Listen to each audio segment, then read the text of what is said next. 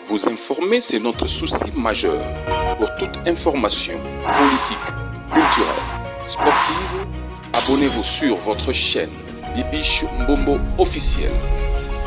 Bibiche Mbombo officiel, l'information à temps réel. Abonnez-vous massivement et vous ne serez pas déçus. Bibiche Mbombo officiel is the best.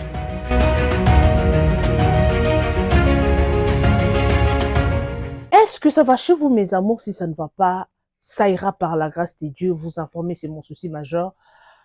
Si vous êtes là pour la première fois, n'hésitez pas surtout de liker et de commenter sans oublier la cloche de notification. Une fois que je poste une vidéo, vous serez avertis. Moi, je suis toujours au milieu du village. Donc, cela veut dire du côté de la vérité. Je ne suis pas là pour nuire quelqu'un, pour faire la promotion de quelqu'un. Non, non, non. Donc, je suis au milieu du village. J'amène le sujet, on discute ensemble, on commente, on partage. Et puis, s'il y a le conseil ou une motivation, en tout cas, je n'hésite pas de le faire, ok? En tout cas, merci pour vos commentaires, vos likes, vos partages. En tout cas, ça me va droit au cœur. Continuez de partager, mes amours. Donc, tout le monde peut élargir, hein, famille. Donc, voilà, continuez de vous abonner. En tout cas, make sure.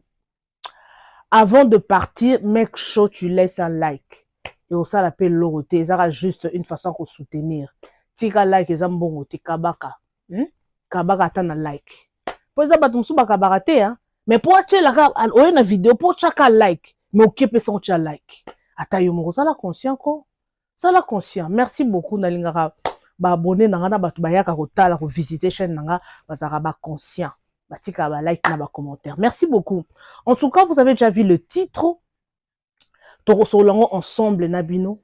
Ba papa, ba maman, parce que chaîne oza chaîne ya bato mayele, ya bato mitu et salaka. Ici, dans cette chaîne, eza chaîne ya ba responsable. Eza chaîne oyo, bo fandi en famille, bo che vidéo bozo landa. Papa responsable, na maman responsable.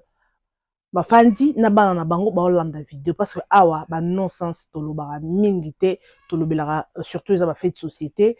En tout cas, toyela bino ba news ya bio. Na sala ke fort, ne la bino ba news ya bien, alors bino peu de votre part, bon soutenir nga, na ko partager, ko like, pe ko tala ba publicité. Ce qu'on moni pub ko longola te, ko kataka te, zala gentil. Ochelinga like, ce qui pub koti talangoti na souka, s'il vous plaît. Ok? Voilà. Le long, je vous informe que tous en intervenant, tous en papa, papa na biso bon na otanga kombo na été peut-être yemo ali asura se présenter en tant que kombo à quoi intervenir par rapport à sujet oyo. La première vidéo que je vais mettre le son, je vais vous proposer mes amours et ça vidéo il y a pas pasteur voici l'homme oyo interdire bandimi église na balata pantalon té balata kitamba en église. Et surtout, bana basi nyonso balataka pantalon l'église et surtout ba serviteur ba longola alliance. En tout cas, eloko wana epesaki polémique. Non chez la bino son. Tola non together na bino. Ba réaction bato belé zaki bien te babi fa en tout cas, te bon là dans vidéo avant de faire commentaire, OK? Et puis la deuxième vidéo que vous voyez, et cette vidéo papa Zolobela sur Tubao, le pasteur voici l'homme, Azolobela sur Chibao, bon ma révélation sur Chibao, s'il vous plaît. Bon s'installer confortablement dans le mood de l'émission. Moi la ligne bota l'émission, on a quelque chose à grignoter, un verre de jus, bofandi, soit maya romela quelque chose que non oyo linga mingi pour Olanda, maramweza aria de choses. Alors sur Tubao, nebi ke batumi baluka bazwa ba éclaircissement. En tout cas, bon Olanda en vidéo ana. Tolandi together et puis toko yamba papa aimé yende intervenant na biso ya lelo. En tout cas, ce qu'on a pour ça intervenir par rapport à un sujet, n'hésite pas surtout de le faire. En tout cas, papa aimé à cause de l'intervenant, bota la mikolo, marambo yamba ba invité bofani sur le plateau zarasu mingité. En tout cas, ce qu'on a pour ça intervenir par rapport à un sujet.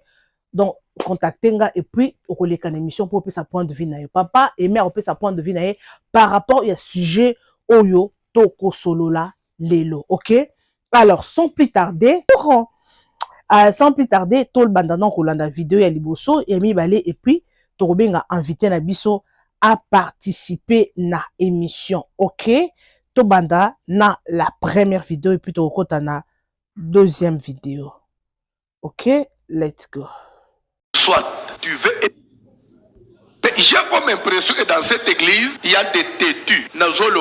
C'est moi le pasteur. Ou soit tu veux être avec nous, ou soit tu peux aller là où il y a la légèreté. Désormais, je vais te faire sortir de l'église. Maintenant, nous n'assistons pas à des foulards et bandana. Après, tu nous dis que tu es foulard. Foulard et zanine. Nous ne voulons pas voir tes cheveux. Il faut cacher tes cheveux. C'est ça le foulard. Mais maintenant, yo kangi banda. Ce qui nous fait ça, les bandes. Tolo bate, po yo mutozo tongele biso temple, oko silika temple otelem. Yo yeba ingayo. Ce qui nous a ambassade nanga ite yo lingo lukanga. Sozo lukanga po naza nazam. Ce qui lelo naza sunanzam to yo uyate nanda unanga. Soko ko kende tikelanga nzambe nanga. Na bandeli lelo suka. Ocheki tambale ya loyenge na kopimisa yo l'église. Pe na koyokisa yo soni. Pe kozala mbala suka. De deux. Plus question de pantalons dans cette église, chez les femmes. C'est comme si vos hommes plus question de pantalons. Au moins moyen, ne viens pas. Va prier ailleurs. L'église est aimée. Surtout bon déliote. Vous on est tous aux hypocrites. Ceux qui ont un souci à vie, il faut nous se conformer. Tant que nous avons besoin de vous allez bitumbe belé. En même temps, vous avez mutu makas. Mutu makas, nangai. Nga mutu na oma Bible. Je vis une église en France. Une grande église de blanc. Toutes les femmes foulard de Namutu. Aucun pantalon chez les femmes. Mindel. Oh, c'est une doctrine. Ce n'est pas Kinshasa. Et dans le Mindel, il y a Bible. Ceux qui ont des partenaires à Mounine, Kende, qu'on se respecte. Toi, Mikolo, tout se respecter. Ma sœur Kebaka, Otumula Angate. Je vous respecte, Binope, vous respectez liberté Nanga. Et Yami Balé, tous les serviteurs, pas de bac d'alliance. Vous voyez, ça n'a pas passé dans le CAC. Pas de bac d'alliance. Ce que nous avons dit, bac d'alliance, si les pasteurs, Azotikabis, vous formez un comité directeur Boyoki. Vous passez un groupe. Pas de bac d'alliance dans cette communauté. Au niveau Yoko. Jour où comprendre, moi, ngolu mukenza amba pese biso l'église oko se conformer au dos mais so omoni na yoke ozo bénéficier le côté tu parles ailleurs tokanga omtuna makasite tu nous laisses. Je ne suis pas venu chercher la foule. Moi Dieu m'a beaucoup enseigné dans ma vie nakolanda loyenga batute nga yusuki na muta o respecter les principes de Dieu lelo na cause à l'invité na termina zote ele ka batu ebele tikana batela nzambe na kende ne place azo memanga soki omoni moyen te tu peux partir la chemaï na mon côté. Chez les Kassaïens, et je répète ceci, parce que Belé Abatou, basalaka confusion wana. Au moins makambo ya Chibao, ya que chez les Kassaïens, moi c'est pour ça que ndumbate. Ezaba luba nyonsote. N'abto sobo ibaka. Ezaba luba nyonsote, parce que ah oui même arabongo.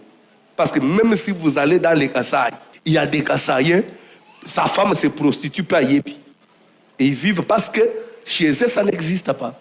Et le OAN, c'est une loi votée, la cérémonie. Il y a des sous-tribus qui ont souscrit à ça. Si vous n'avez pas souscrit, est-elle bien noté?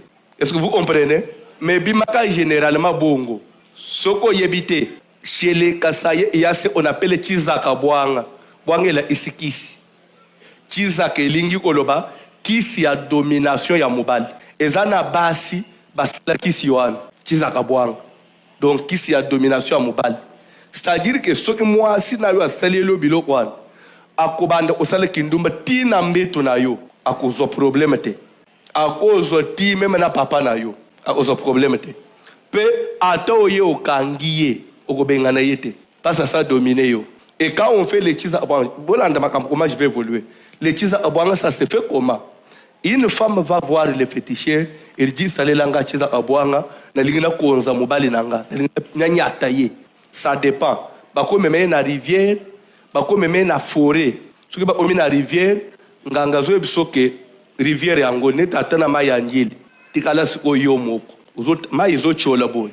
Yo ba télémission tala na atia mai. eloko nyonso ekobima na mai oyamba yango kobanga te yoka soki oyambi yango te obangi mobali akufi parce que so opesi déjà mobali fo bakanga ye batie na bouteille bakanga esprit na ye mpo akobanda kosukelelo na bilamba mobali akobanda olamba azosala ndaku selekasa ye ta mosu okanisaka sezi boyebi bahistoire wana selekasa ye okasa ye. Il y a des hommes que les femmes piétinent. Alors sikoyo otelemi wana nganga akei atiki yomo otalibo okomona crocodile azoye likolo ya mai yamba ye azoti yamba ye pa lero zo yamba ye kaka boy otalibo yelo ote mbala moko esilo dominer mobile lero zo zonga wana ezaka Jano chérie merci madame, je l'ai fait. Mobali akobanda osukulela mwasi ba soutien tena ba sous-vêtements. Il fait ça à ta famille ne baye ba fanje. Parce que biloko ni nana bolingo boko boleli bana na ngai. Ngana osala. Tout comme okomona lion de azoya. Lion ya lion afunguli munoko. So yamba yeso yamba lion. Soki kaka okimi o esquiver. Ton mari a cette crise à ouf. Et des femmes ont perdu les maris comme ça. Au moment où on a vu a cette crise, vous avez dit que moi, c'est qu'il y a un salachiza à Kabouanga, a eu courage à Oyambate, de moi, mobile à ouf. Pourquoi il faut bâtir dans Nyama Yamabe? Nyamamoko, il y a un animal féroce. Parce que l'homme, c'est la domination. Toi, tu veux dominer l'homme. Yambelo Amakasi. Ce que Yambelo Amakasi, pouvoir l'union sur mobile. Ça, c'est un. De deux, ceux qui n'ont pas sous-tribu ou sous-scriva, quand il y a Chibao, parce qu'il y a des Chibao, ce n'est pas de la blague. C'est-à-dire que ce qu'on balibasia, mibali a tribu, donc à tabu, c'est le moine mbali a kabeli ombo. Tu ne peux pas manger ça. Donc moi, mobali mo rabelika welo obo. Tu ne peux pas manger ça. Soit tu fais la tabac, tu soit au bois après. Sinon, pas problème est. Alors, il peut arriver que yo moi si à libala yaba sous-tribu ou souscrivant à Chibao au sali kindumba. Il arrive au sali kindumba bakangyo na mobali mususu. Maintenant, oye non en tout cas bande on a accéléré na ko semina ikob mobali sko lobino j'aime ma femme. Oye be bari para kangope. Mbale ko lobino en tout cas je pardonne ma femme na lingi moi sinanga bana na ngai bakotika la usufrire te ngana lingi moi sinangai boluka obongisa. Ok, merci beaucoup. J'espère que Bolandito Mekakobenga, intervenant à Bisso, il y a journée à Lelo, comme ça, à quoi. Un peu, c'est Bisso point de vue naïe, ok? Alors, let's go.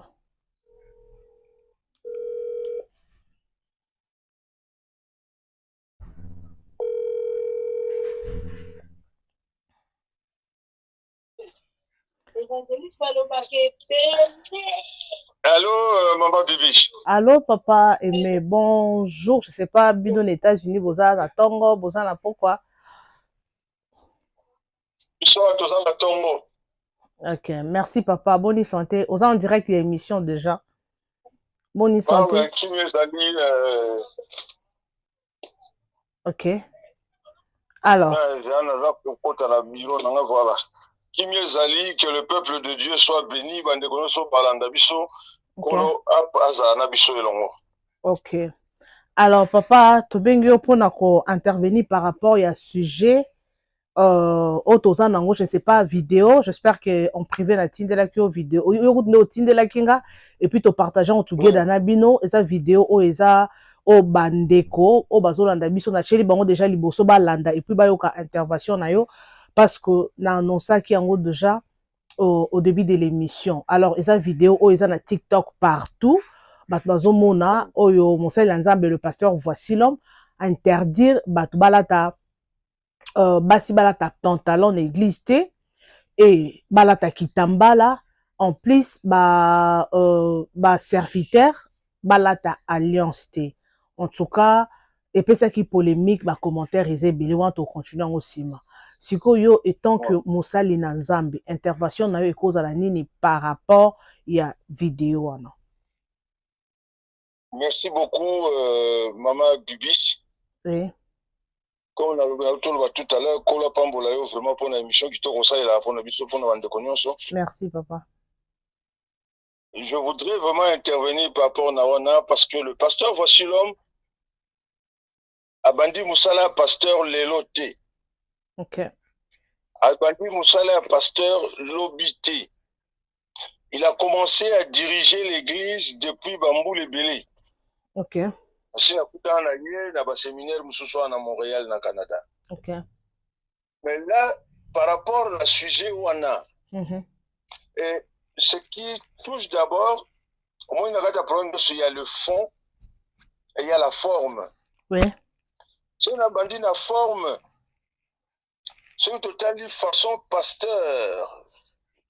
Voici l'homme. Il va s'adresser à batata, à maman, à bandi dans une église. Ok.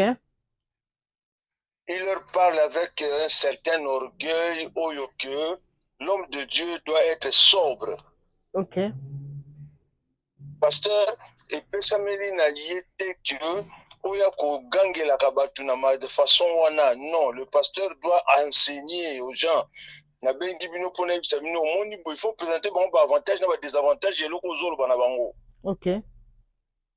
Sur le plan de la forme, vraiment c'est pas très bon. La Bible dit que Dieu résiste aux orgueilleux et il a été très hautain quand il parlait avec ces gens-là. Le Bible bozo meka eza lokola bozo mekanga. Ok. Quand il y a une église pour nous meka ye pasteur te, comment il y a comment on qui va meka ye alors qu'il y a Jésus? Si bazo ya se comporter bien te l'église bazo mekande Jésus et non bazo meka ye pasteur. Mais sorry papa, mais eza bandimi mususu pe po ba yoka, il faut ba lobela ba mpeka na forme wana. Yesu pe na temple ya silika ki amema ki fimbu. Abeta ki fimbu. Ouais, Jésus a silika ki na temple amema ki fimbu. Mais quand il y a Jésus, et c'est là qu'il y a un niveau té à kolobana batu, c'est moi Jésus. Parce que lui, il a zolo banabone bandeli, c'est moi le pasteur. Okay. Donc on prend ça comme titre il y a pasteur, le bosso, il y a et le coup il y a par rapport à ce qui est Jésus-Christ notre Seigneur et Sauveur. Okay. Alors si on a kena bon ya likambo. On est là de konabiche belé ba sali ya nzambe mingi ba maîtriser la notion ya mariage té. Maîtrisant une notion de mariage en ce sens qu'ils n'ont pas lu suffisamment la Bible pour comprendre qu'est-ce que Dieu veut par rapport au mariage. Genèse 25, verset 30. Et je sais que tata moko Abraham atindaka mwana ne ya mosala Eliezer ki obaila mwana na ye mwasi. Le temps où Eliezer ki akutani na mwana wasi na Rebecca, une très belle fille. Et donc, lorsqu'il est convaincu que moi, la première chose,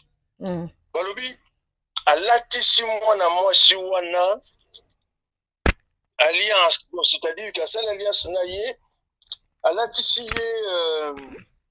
a bracelet na anneau. Et la fille, lorsqu'elle a couru pour aller parler avec ses parents, il y a Makambo et Komeli Nanzela qui est Kamai. La fille a coûté un grand frère Nanzela. Et ce qui avait touché son grand frère, ce qui avait frappé son grand frère, c'est que d'abord, à mon niveau, qui n'a bracelet na anneau. Ma soeur, bracelet, balata ango na kingote, bracelet, balata ango na loboko. Ok. Bracelet balata ango na loboko et anneau parce que ye alobi na bato na pasteur na banana wana bina pasteur na ye mutu moko meka kolata pete na musapi awa te mais kuna mutu moko alatisaki mwana moso na anneau. Ok. L'anneau n'est pas interdit. Il n'est pas interdit. Donc c'est écrit dans la Bible na niveau à mariage bat bakola sa anneau. Eza ngo biloko mo bato mokili ba imposer te. Bracelet est interdit en sens ya mariage. Si ko tokolanda oyo ngai moto la Nzambe naza kote ou bien bokolanda oyo makomi elobi. Papa, est-ce que cause na verset nini po bato mususu bato belé ba olanda biso? bato mosusu mpo bazala mpe batoma. Genèse, ok, on est dans la Genèse chapitre 25 verset 30 exactement. ok, j'espère que bato mosusu bakoki vérifier. Bato bavérifie ezali sengo nga napesa verset ndenge wana mpo motu fo ozala fixe po yeba likambo ezoleka place oyo nga nazoloba. Ok. Donc babracelet na baano na bible epekisami te soki bango ye alingi na ye te wana coutume na ye ya sika. Ça fait très longtemps nazoloba na cadre ya fond pasteur ateyaka na église na ye bana basi wana balataka bamputa na bango, bana basi wana mosusu bayaka na bapantalon na bango, bana basi wana mibali na bango bayaka na babagi na bango bauti obalana ye moko mpe asabalisa bato atya bango bapete na misapi, ye mo abalisa bato atya bango pete na misapi. Alors maintenant, après cet exemple, on a outil na poto, na moni, batu moko boye kuna église moko ba sala. Mais si quoi, il y a même mon église là, pourquoi? Ça fait beaucoup de dizaines d'années qu'il y a té ya kalika mwana. Dernièrement, na outé ko moni azalaki malade. Azalaki malade, il s'est rétabli, puis il y avait beaucoup de prières, des moments de prière dans l'église nae. Et bandeko bazaki obonde na église wana, bazaki na ba pete na bango na misapi. Bandeko ba ko bonde na pona ye wana, bazaki na ba pantalon na bango. Bandeko na ba ko bonde na wana, bazaki kanga basuki na bango musu eza komona na. Ba bondeli kola yokeli bango pe ya biki. Siko lelo e baluki ndeni ke ye ay komona na bango ndoto ke ba kanga su.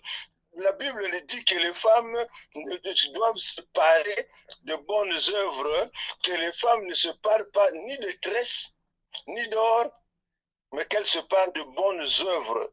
On est dans 1 Timothée chapitre 2, verset 9 à 10.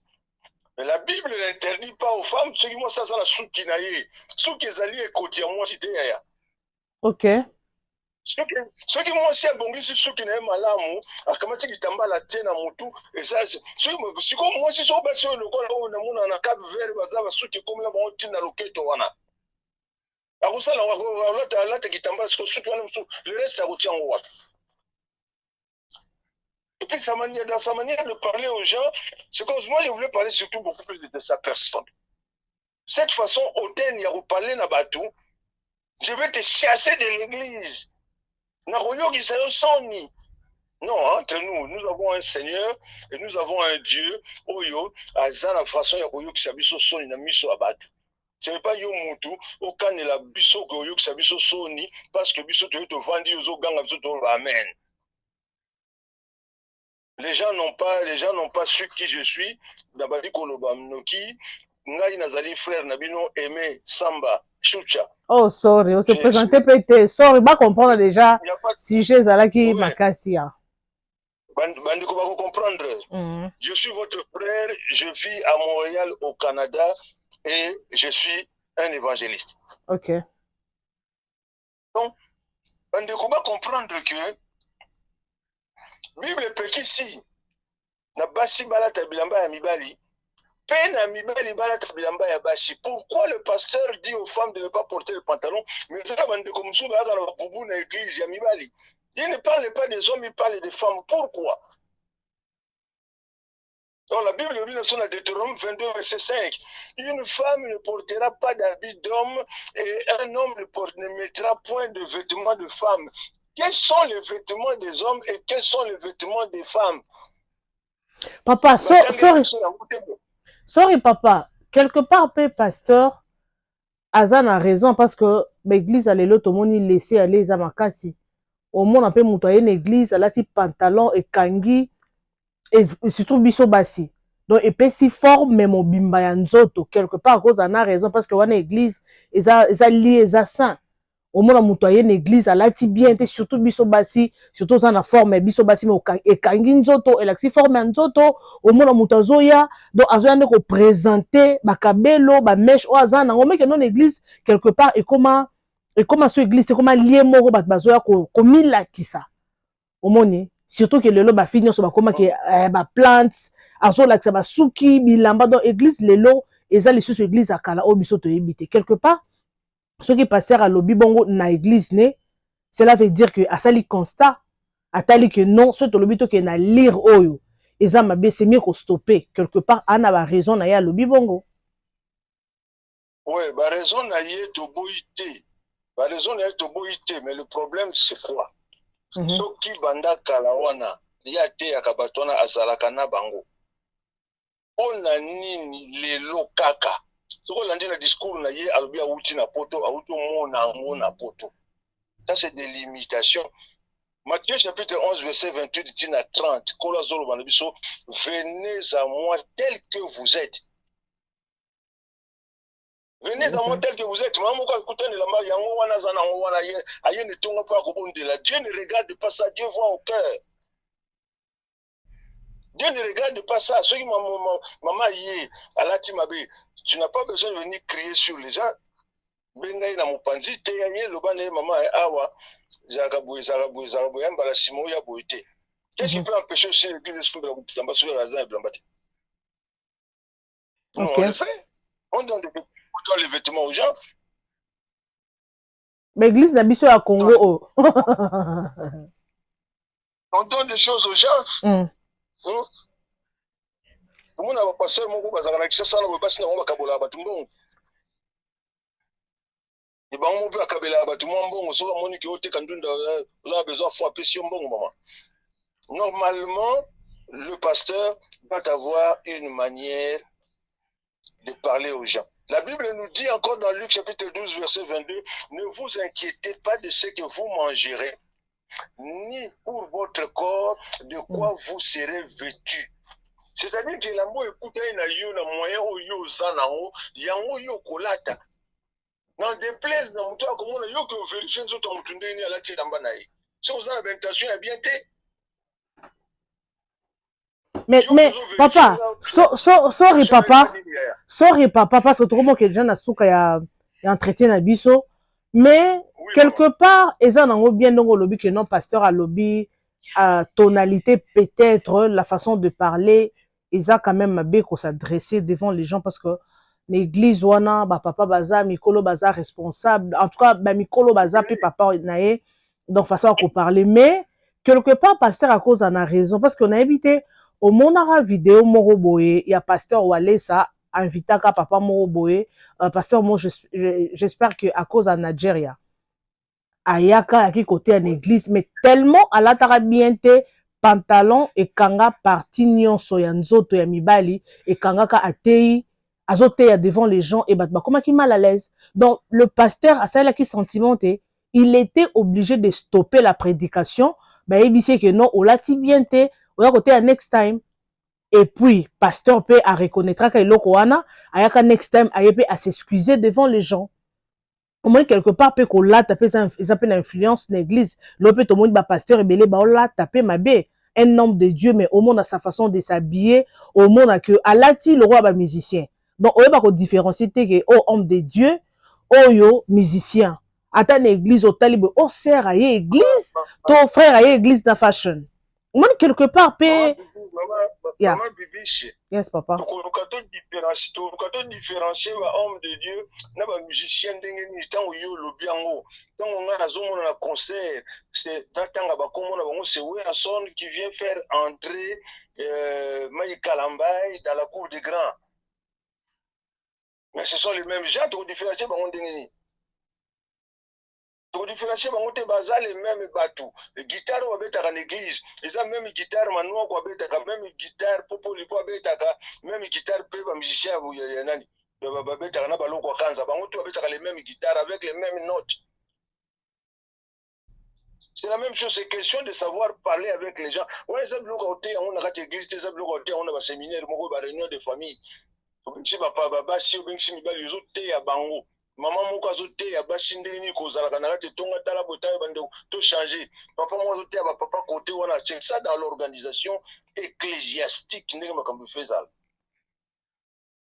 Comprenez un peu, moi je suis encore touché par ce message là parce que elle me soit terre comme je ne suis pas de ces gens là qui disent je suis pasteur, je ne regarde pas les gens, je ne suis pas les gens, non non. Parce que il y a des choses que le monde nous raconte et il y a des choses que la Bible nous dit et ça ne marche pas de commun accord. On peut faire exemple lorsque les gens disent pasteur dans cette église à l'obi na bandimi à l'obi bon frère nous devons laisser le temps au temps. Ça, c'est contraire à la parole de Dieu. La parole de Dieu nous dit, rachetez le temps car les jours sont mauvais. Nous ne devons pas laisser le temps s'auto-gérer. Et ça va nous apporter des dégâts. Par exemple, la parole de Dieu, la Bible nous dit, vous connaîtrez la vérité et la vérité vous rendra libre. Mais comment que toute vérité n'est pas bonne à dire. Ok. Vous comprenez? Donc, il y a ce genre de choses-là que les hommes de Dieu doivent vraiment na kati ya la parole so balingi bato bango bazoteya tolingi bato biso toza koencadre balanda scrupuleusement la parole de Dieu biso photo banda kolanda ngo na ndenge wana. Ok, merci biso nde photo banda kolanda liloba ndenge singeli ndenge komami ndenge zala so tolanda ngo banda la Genèse ti lelo. Ok. Non pas tout cas dans l'Ancien Testament, Nouveau Testament, parce que tout le monde Tolanda. Alors Tolanda correctement pour tout servir d'exemple pour la banque. D'accord. Merci beaucoup, papa. En un mot de la fin, je peux dire, tu vas retenir Nini par rapport à la vidéo. Ouais, ce que les gens peuvent retenir par rapport à la vidéo, c'est que tolanda ba conseil oyo bande ba kambi ya itonga baza kopesa biso par rapport à la parole de Dieu et que bandi ba kambi ya itonga balanda parole de Dieu ndenge komami pona ko interpréter yango selon bango te. Okay. C'est-à-dire que Bible biso qu'aucune prophétie de ces écritures ne doit faire objet d'une interprétation particulière. Donc, il faut tolanda, lilobi boye, tolanda ondenge lobi. Ok. Lilobi sur la droite, tolanda kakanzela à droite. Ok. Sur ce tenami tolandi à gauche, Dieu ne sera pas d'accord avec nous. D'accord. Merci beaucoup, papa, pour la participation. Un grand merci, vraiment. Merci beaucoup. J'espère que... D'accord. D'accord. Ok. Mon numéro de téléphone est le 001 514 462 1882. Ok. On répéter. Ce qui va reprendre comme on lit chez nous ici, 001 514 462 1882. Que le Dieu, notre Seigneur, vous bénisse et qu'il soit notre partage au nom de Christ Jésus. J'ai dit Amen. Amen, papa. Merci beaucoup et bye. Merci, bye. Oh là là. Et monsieur Zaki Moulaï, mes amours, j'espère que Bolandi Binomoko, intervention à papa Nabiso aimé, pas à Monsel Nanzambe. Alors, j'espère qu'à l'opinion, j'espère que papa aimé expliquer bino nyonso c'est long yé. En tout cas, yo pe soko lingi o pe sa point de vue na yo. N'hésite pas surtout, il y a comme un espace commentaire. Sorry, il y a comme un espace commentaire au ticket biso point de vue na yo et ko sunga pe mutu moko. Alors, ngelo ko na ko loba boy avant na kota na vidéo ya Chibao parce que vidéo ya Chibao au temps na ngo ya loba et aux amuke parce que le temps nous fait défaut. Faut la faire une émission mobimba. Mais quand même, tu as commenté qu'à moi quelques minutes. Alors, pour la vidéo, il y a Liboso, le pasteur François Mutombo, il y a papa Oyo, a motivé. Quand on a la prédication, il y a la prédication, il y a motiver. Parce que Mutuna Mutosa na doctrine, il y a une doctrine na bango. Je sais pas ce qui n'a lobby bien pour passer l'ensemble baza a ba responsable bato ba diebi parole makasi baza a la chaîne oyo na ebite so bo contredire na loba bien ou bien malamu parce que mutu na domaine na ye église d'église ça doctrine nango ngana ebi il y a d'autres églises bon ba teaka sur la foi bango ba prédication na bango ezaka prédication ya kondima everything osa na vie faut avoir kondima ta bitumbete mi kondima ezana batu musu kondima ezate ya oteaka sur la délivrance ezana batu musu bateaka maté moko ya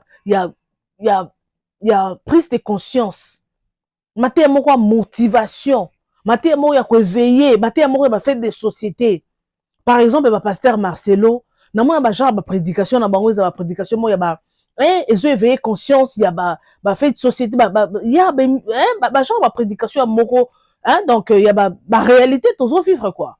Pasteur Joël, et puis pasteur, voici l'homme, il y a pas de terre, genre, parce que tout le monde a un sur TikTok, et puis, il y a pas zarana domaine, na kala zarana domaine de délivrance, makasi, voici l'homme. Na kala, mais mikolo, na moni, eza mingi, mate a pe, genre, wana, motivation, mais azar peu plus, na alors un peu plus na délivrance parce que nga nazaki na Congo ba série monando kende na aseka wana ba série neza no aseka na kalembelembe wana. Moi je partais là-bas. Alors pour la koloba selon moi namoni message déjà très profond, message déjà bien. Ne papa lobby a pessibisu ba verset biblique en tout cas, il faut en vérifier parce qu'il y a des tombants, il y a peu de gens nabi ke batobele ba olanda biso boko ta besoin verset biblique wana.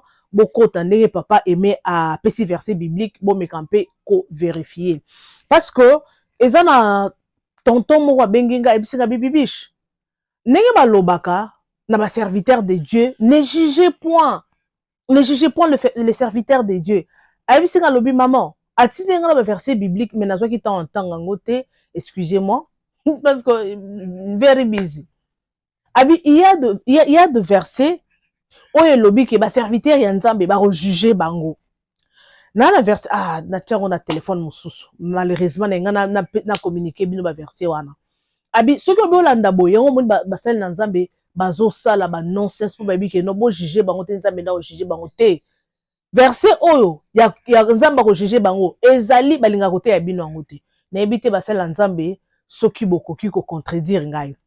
Alors, pour un message oyo, papa Pessi, c'est un message moro bien, mais la façon de parler, papa François, la façon de parler, bon, tu es bien non? Nga na bi ba église mingi ya seke za la bo ba pasteur, fasa bango ya roloba ya prédication, bango baza bongo. Nga na mona seka. Nga na sambela na seka des années. Na bi comment ça fonctionne. Je salue mon papa Juseka Embe, hein, Juseka Embe, l'homme de la destinée de Djobour. Mon papa J.C.K. Yembe. prof, l'homme de la destinée. Alors, bon, prédication là, bon, au moins, le rôle la ganga, mais, esa façon ya ote, pasteur mi ya seka, malheureusement, ya zarasuna seka te, ya comment la cité de la destinée, mais, façon na bon côté, au moins, le mouton te, le rôle la gangelo. Grand frère nanga yebisenge, esa évangile, ceux qui, bilo moko bo yebisanga men, na bosana. Abi, esa ba prédication, mususu, ozo te ya mutu, loko lozo gangela mutu. Mais ce qu'on zote ya loko lo gangela mutu, ce qui est na référence, et ça na référence biblique. Wando ko gangela mutu, bon tika masumu eza mabe, yo papa kotonga mama muyebi kindumba et tout. Quelque part wana, on peut citer la référence biblique, oui, c'est écrit dans la Bible. Mais ce qui est loko constant parce que église ezali je ne sais pas parce que d'habitude awa na chaîne oh ba papa mikolo ba bazana sagesse pas intelligence baza awa mais aux ara point de vue nanga na zoloba église eza lié moko sa o tozo kutana poto tombola nzambe eza mutualité te eza école te eza office te eza place moko ya dictature te eza place moko te muto ko sa ba nonsense te non église eza église nzambe il faut zapper na ba norme nango oui c'est le pasteur François Azali, Azali, le garant de l'église, il m'a le visionnaire de son église. Alors, on a droit que ça la elo konyon soit lingi. Mais la façon de s'adresser au peuple de Dieu, à l'église, façon ezaki un peu, ezaki vraiment bien, ezaki un peu tendu, je peux dire. Parce que, on a tali vidéo, on a pour na mona ki vidéo open na YouTube et na TikTok. Na moni ba commentaire presque tout le monde ba juge ki pasteur comme orgueilleux. Ba yon pasteur ko gange la bato boy ndenge nini église en tout cas ba commentaire presque 70% 80 ezaki ya mabe en tout cas ba sepela kité la façon de parler. Oui, c'est un être humain, aza mutu, akokipe ko se tromper, akoki obetaper à côté, mais la façon de parler et c'est pas ça qui va touter. Église n'église en doctrine nango. Le roi ba shekina, bango église na bango, ba ton message hein. Ba la ba jupe, ba kansara soukite. Oui, eza doctrine na bango eza bongo. Mais ceux qui y moko ko l'église, a lobby que wala ta ba pantalon te quelque part à cause de la raison, à cause de la peine à tort. Mais pour nanga, pour na ba pantalon, de habillement, franchement, à cause de la raison. Parce que moi, nga neti boy, nga na kola na lata pantalon na kimukolo. Na no samba na message te. Mais et pas na biso, to ando lata ba pantalon te. Nga na lati pantalon er na koti première gradua. Na koti université, ne na lata ka pantalon libanda na homme. Soki na zongi na ndako, na lata jupe, robe. Mais toi ba ton message, to no samba la église protestante. Mais au fur et à mesure et au coco là, maman a comment mon ango normal, to comment y a peine na pantalon, mais na lati na kimukolo. Donc to kola bongo. Donc et sa façon il y a qu'on se discipliner parce que les lots quelque part ba comme quoi abuser na église ya Nzambe. Au moins na muto lati sert à lati à ça déjà forme mais à lati au moins la fois passée na mona qui vidéo na TikTok, c'est moi lati pantalon, là ça tellement bassé munene, ce ko ba louange, azobina. Si vous tendez à balusa nzoto, si vous montez à une église à filmer une vidéo qui est TikTok, si vous avez comment commenter, bah comment ça moutouana, il y a un peu intention à nini, ils ont filmé kasi ma sœur. Pour na nini, à l'attaquer ma belle. L'église moussou c'est comme il laissait aller. Au moins on appelle protocole, mais à l'attilo que kangi nzoto. Mais bat baosaka attirer nanzoto, bat bandolanda sous prédication te quelque part à cause d'un épée la raison, ça dépend des églises. Les autres dépendent de l'église.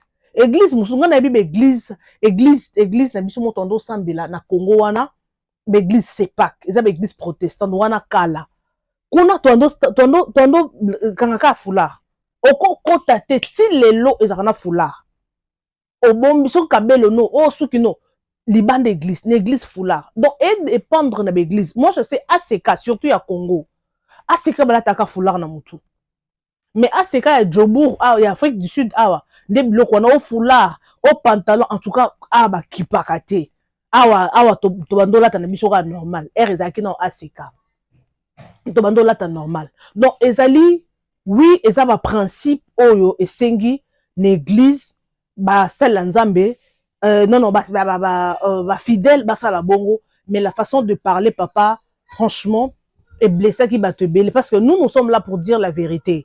Tout ça a sentiment parce que eza lo moko et salami na réseaux sociaux to koya na ngope na réseaux sociaux to lobeli yango peut-être message o ekokoma parce que nga na ça l'émission nazara sûr et certaine que message o ekokoma. Voici l'homme lelo aza un grand pasteur o ya bâti anyo kwa mina musala na ye anyo kwa mina église na ye lelo on parle de voici l'homme parmi batu ya minene ba pasteur ya minene to kotanga kombo voici l'homme. Mais papa, ceux qui battent belé, basali ba remarque, oza mutu, oza mosala nzambe, munene oyebi, oza na connaissance belé, mais il y a aussi d'autres choses, oko betape à côté, batu ba rozong sope na nzela. Biso ba congolais mingi, tozalara soki oza élevé, wana mbongo, tu as tout, peut-être mutu ope so conseil, ata na réseaux sociaux, ou bien mutu ata na réseaux sociaux, te ka mutu kaka, ata normal boy, aye apesio conseil, pour na yo au monde en eloko te parce que tu es élevé, non.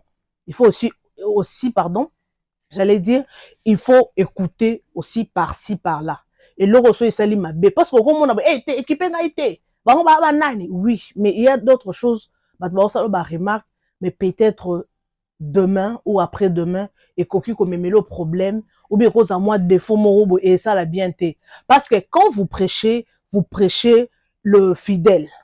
Pour ceux qui bas fidèle wana, oyo lingi ko benga en église. Obi ke no soko kangi ni te ko benga na o soki ke lelo oya ke lobi oya ke o sutuka église etikali vide et koma oboke na ko évangéliser bo benda bato po bato mingi basala bongo soki akomi déjà na bato belo mona pasteur azwaka lisusu ton ya koyamba bandimité pasteur ayambaka lisusu na téléphone te pasteur azaka su na ton ya bandimité poni bakomi ebele oya ko kenda kende mais soki église esa no muke surtout en Afrique du Sud na habité na kala na habité lelo soki ezala lisusu ba pasteur bando ya kozwa biso na église na ndako pasteur yemo ka che carburant na mutuka ne ake kozwa bandimi na ndako église esili akosala pe bato ya kozongisa mondimi moko na ndako pona nini bandimi ba muke soki bandimi baze ebele est-ce que vous êtes sûr que pasteur osala bongo?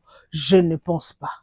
Alors papa, voici l'homme, je sais que oza mutu moko oza pe na ba conseil oza élevé oza na mbongo mais quelque part zwa moi temps ya koyoka kape meka un peu kobongisa votre façon de parler oza le visionnaire de l'église oko pesa ba principe na yo opesi condition et puis obligé bato ba na kitambala te mais la façon de parler ne et pesa qui moi bien te donc pesi vraiment bien te parce que dans cette église il y a des mamans mikolo, il y a des papas mikolo, bazana na ba fandi bazoyoka parce que oza élu de Dieu, za ba placé au place wana. Oui, na âge oza mwana mukie, mais spirituellement oza mukolo, tu es le papa qui conduit. Mais quelque part il faut avoir la façon de parler. Oza, oui, oza right, mais la façon de parler de mabe.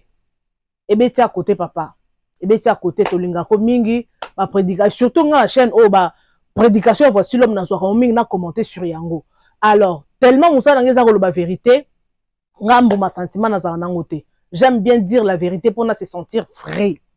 Alors, boyoka ki intervention ya papa na biso, j'espère que binomo boyoka ki papa aimé a pesi point de vue naïe. Alors, moi je suis pratiquement à la fin. On se retrouve next time avec un nouveau numéro. N'hésitez pas surtout de vous abonner, partager et aimer. Ok? On se retrouve next time.